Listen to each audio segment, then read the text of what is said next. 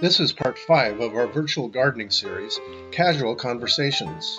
We all engage in casual conversations all the time. Conversations about food, family, movies, gardens, pets, jobs, school, and so on. We're social creatures. It's what we do. As authorized representatives of King Jesus, we are called to be purposeful and intentional in our interactions with others. The Apostle Paul makes this point in Colossians 4:6. Recalling our 4 levels of conversation from the last video, we want to learn to sprinkle our casual conversations with salt, creating a thirst in the other person for meaningful and then spiritual conversation.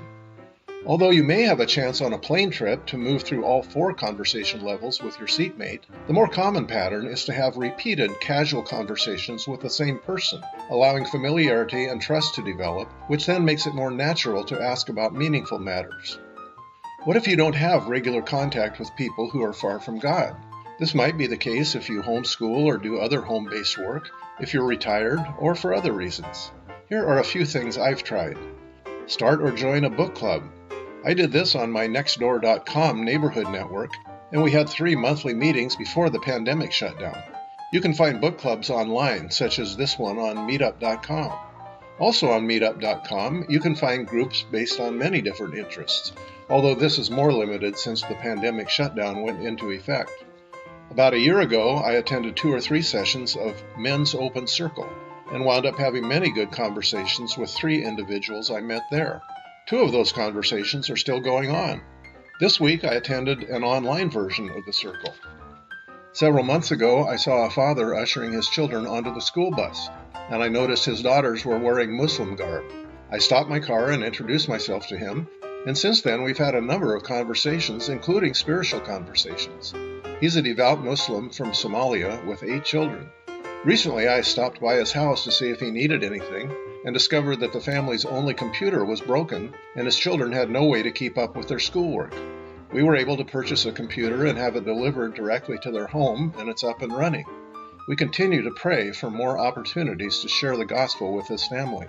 Recently, I heard that the virus pandemic, which has not yet reached Africa in large numbers, is likely to produce a much higher death rate there and elsewhere in the developing world once it does arrive in full force.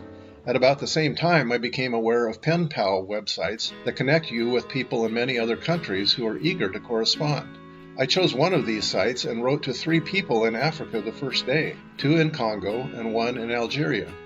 I'm praying that I might be a voice of hope and comfort and salvation for at least a few in these poorer countries when things get really desperate there.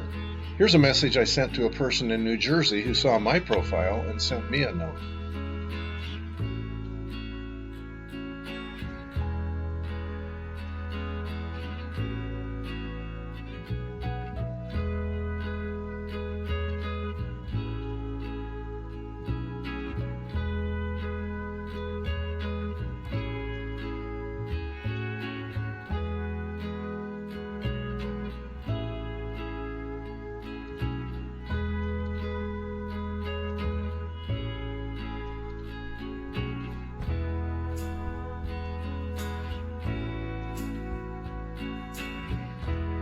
Next time, we'll talk about moving from casual to meaningful conversations.